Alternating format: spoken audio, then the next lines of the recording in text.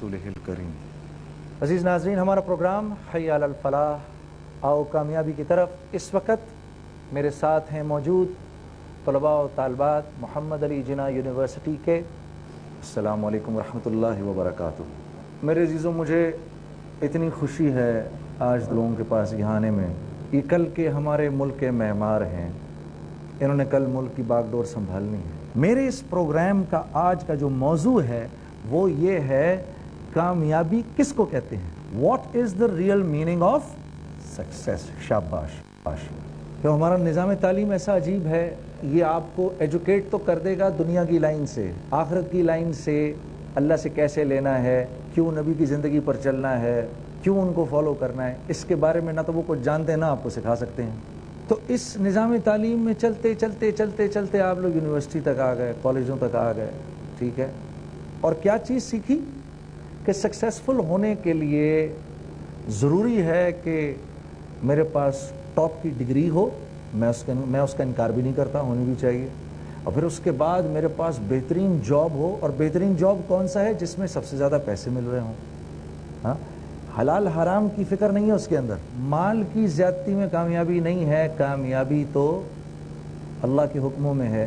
तो मैं ये अपनी ज़िम्मेदारी समझता हूँ कि आप तक उस बात को पहुँचाऊँ जिस बात ने मुझे सारी ज़िंदगी नफ़ा दिया, ठीक है। क्योंकि मैं भी, जैसे जिन स्कूलों में आप पढ़े उन्हीं स्कूलों में आपसे कई साल पहले मैं भी पढ़ा, और मैंने भी वहाँ पर यही सीखा कि पैसे से ज़िंदगी बनती है। मनी मेक्स द मेयर गो। जिसके पास पैसा है उसी की ये दुनिया है।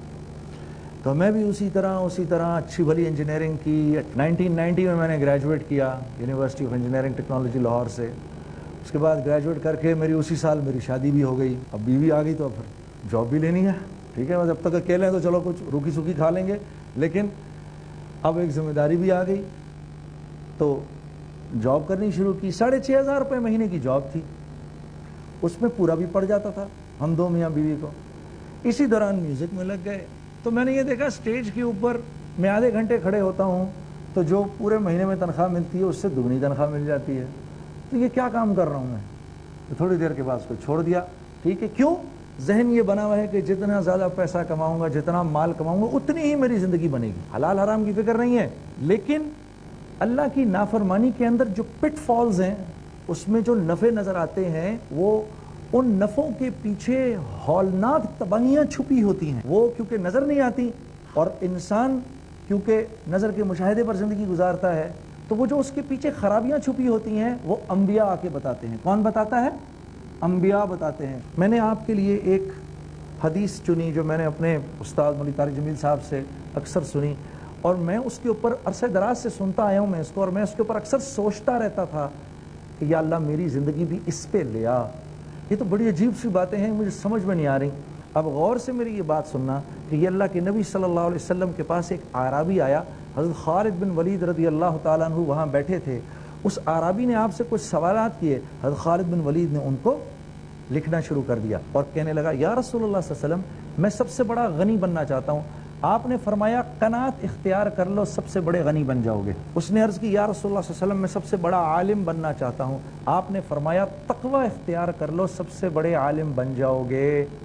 उसने अर्ज़ की, या रसूलुल्लाह सल्लल्लाहु अलैहि वसल्लम, सबसे बड़ा इज्जत वाला बनना चाहता हूँ। आपने फरमाया लोगों को अपनी हाजात न बताना, सबसे बड़ी इज्जत वाले बन जाओगे। उसने अर्ज़ की, या रसूलुल्लाह सल्लल्लाहु अलैहि वसल्लम, मैं सबसे अच्छा आदमी बनना चाहता हूँ। आपने फरमाया लोगों को नफ़ा पहुँचाओ, सबसे अच्छे आदमी बन जाओगे। उसने अर्ज़ की, या रसूलुल्लाह सल्लल्लाहु अलैहि वसल्लम, मैं सबसे बड़ा आदिल बनना चाहता हूँ, अदल करने वाला बनना चाहता हूँ। आपने फरमाया जिस चीज़ को अपने लिए पसंद करते हो, अपने दूसरे मुसलमान भाई के लिए भी उसी चीज़ को पसंद करो, सबसे बड़े अदल करने वाले बन जाओगे। हाँ, मुझे अपने लिए तो पसंद हो ये, और भाई के लिए पसंद हो वो, ये अदल नहीं है। ये जो ये बातें करता है ना, वो सब झूठ बकवास है। उसने अर्ज़ की, मैं सबसे बड़ा ताकतवर बनना चाहता हूँ। उसने, आप सल्लल्लाहु अलैहि वसल्लम ने फरमाया, अल्लाह पर तवक्कुल कर लो, सबसे बड़े ताकतवर बन जाओगे, अल्लाह को साथ ले लो। ये जो दुआ है ना, हस्बी अल्लाहु ला इलाहा इल्ला हुवा अलैहि तवक्कलतु व हुवा रब्बुल अर्शिल अज़ीम, सूरह तौबा की आखिरी आयत है। अपनी बहनों से भी और अपने भाइयों से भी, आप दोनों से मेरी ये दरख्वास्त है कि ये वो दुआ है जिसके बारे में अल्लाह के नबी ने फरमाया कि ये अगर तुम सोचे समझे बगैर भी पढ़ोगे, यानी मेरा मतलब है कॉन्सेंट्रेशन के बगैर भी पढ़ोगे ना, अगर تو اللہ اس کو قبول کر لیں گے۔ اور اس میں کیا ہے، انسان اپنے آپ کو اللہ کے حوالے کرتا ہے۔ حضرت ابراہیم علیہ السلام کو جب پھینکا گیا نا آگ میں، تو کیا دعا پڑی؟ حسبنا اللہ ونعم الوکیل ونعم المولا ونعم النصیر۔ تو یہ دعا گھر سے نکلتے ہوئے، ٹھیک ہے نا، حالات میں دن میں نکلتے ہوئے ہماری بہنیں بھی اور بھائی بھی 7 دفعہ ضرور پڑھو، تو اللہ رب العزت کی ذات پر توکل شروع ہو جائے گا کہ یار میرے ساتھ میرا اللہ ہے۔ ٹھیک ہے، توکل کا مطلب لیکن یہ نہیں ہے کہ اللہ پر توکل تو کر لیا لیکن حکم دڑا دڑ توڑ رہے ہیں، نہیں، فل کوشش کرنی ہے کہ یا اللہ میں پوری کوشش کروں گا، آپ کے حکموں پر چلوں گا۔ پھر اس نے عرض کی کہ میں اللہ کے دربار میں خصوصیت چاہتا ہوں، آپ نے فرمایا کثرت سے اللہ کا ذکر کرو۔ اس نے عرض کی میں رزق کی کشادگی چاہتا ہوں، آپ نے کیا فرمایا؟ 1 فیکٹری کی 2 فیکٹری کر لو یا 1 کی 2 دکانیں کر لو؟ نہیں، رزق کی کشادگی کس کس کو چاہیے؟ ہاتھ کھڑا کر کے بتاؤ بھائی۔ ماشاءاللہ سب چاہتے ہیں، یقیناً ہماری بہنیں بھی چاہتی ہیں رزق کی کشادگی۔ آپ نے فرمایا اب ہر وقت باوضو رہو۔ آسان ہے کہ نہیں؟ کل سے کر کے دیکھ لو، عزم کرتے ہیں سب انشاءاللہ باوضو رہیں گے۔ مسلمان وضو کے بغیر نہیں رہتا۔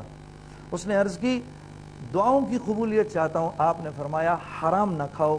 اس نے عرض کی ایمان کی تکمیل چاہتا ہوں، ایمان کی تکمیل چاہتا ہوں، آپ نے فرمایا اخلاق اچھے کر لو۔ اس نے عرض کی گناہوں کی میں کمی چاہتا ہوں، آپ نے فرمایا استغفار کثرت سے کرو۔ اس نے عرض کی قیامت کے روز میں نور میں اٹھنا چاہتا ہوں، آپ نے فرمایا ظلم کرنا چھوڑ دو۔ اس نے عرض کی میں چاہتا ہوں کہ اللہ رب العزت مجھ پر رحم کریں، آپ نے فرمایا تم اللہ کے بندوں پر رحم کرو۔ اس نے عرض کی کہ میں چاہتا ہوں کہ میرے گناہوں کی پردہ پوشی ہو، آپ نے فرمایا دوسروں کی پردہ پوشی کرو، غیبت نہ کرو۔ کون کون ہاتھ اٹھاؤ، آج سے عزم کرتے ہیں کہ غیبت نہیں کریں گے، ہاتھ اٹھا کے بتاؤ انشاءاللہ، تو تم سب پار نکل گئے انشاءاللہ۔ اس نے عرض کی میں رسوائی سے بچنا چاہتا ہوں، آپ نے فرمایا بدکاریوں زنا سے بچو۔ اس نے عرض کی میں اللہ اور اس کے رسول کا محبوب بننا چاہتا ہوں، آپ نے فرمایا جو اللہ اور اس کے رسول کو محبوب ہے اس کو تم محبوب بنا لو۔